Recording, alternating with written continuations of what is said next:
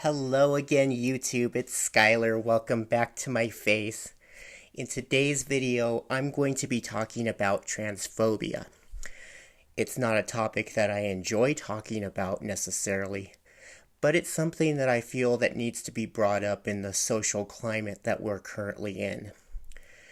And what I'm talking about is the way that certain people in society react to the fact that transgender people exist. Normally, this manifests in a very negative way, whereby they perceive trans people as being somehow strange or different or wrong or incorrect. And it's not good. It's a very bad way of perceiving other human beings because it leads to negative connotations that, frankly, for the most part, aren't even true. In a previous video, I've talked about how transphobia stems from social conditioning, meaning that it's learned behavior. It's not something that just naturally occurs. Usually this stems from either how a person might be raised or their social environment at the time, or even their culture at large. And these tendencies towards separating and segregating trans people as the other or the different or the weird. It's something that's not exclusive to trans people. It exists throughout all different categories of people and all societies. You could take racism or sexism or misogyny or homophobia. It's all the same thing. It's all rooted in the idea that this person is different than me. Somehow I don't like that, or somehow it's wrong, so I'm not going to like that person because of it. And bigotry is really something that, because it's a learned behavior, it's something that can also be unlearned. And right now, what I'm seeing, especially in the West, with the legislative equivalent of what I would consider to be very anti-trans laws or, transphobic laws, it really is seated and steeped in that deep misunderstanding of trans people and trans existence. The reality is that being trans is something that is just inherent to the human condition. Something that's like being left-handed or being gay or lesbian. It's something that cannot be changed. It's something that is just part of that person and their identity. And because people have a difficult time understanding that if they haven't experienced it themselves or know somebody close to them that has experienced that, they tend to formulate these preconceived notions about what that person might be like.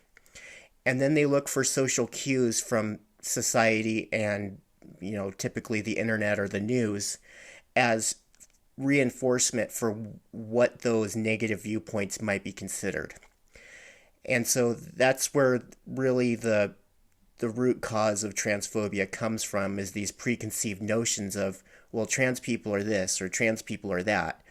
And then they see, reinforcement and validation in people that also spew that negative ideology and that bigotry and hatred, thus kind of cementing, oh, well, see, they agree with me, so obviously I'm correct. That's not necessarily true. A majority of people can be definitely wrong about something. Just because there's, say a group of people and, well, look how many people agree with me. Well, the majority of people can be wrong. It doesn't necessarily mean that they're all correct or they have the correct mindset. This is known as groupthink. Is the idea that because there's a certain amount of people that all are on board with a certain thing, you get the bandwagon effect where people are like, well, obviously I'm just going to go with the crowd, I'm going to go with the flow, and they jump on too. And really what this comes down to is educating and trying to really call out transphobia when it's being observed. And this is where trans allies really become important in society, because there are a very limited amount of trans people. We are a significant minority. And there's nothing wrong with that, but it is the fact that only a certain amount of certain percentage of people will ever be trans. And, we're still trying to figure out what that percentage is, but it is pretty low.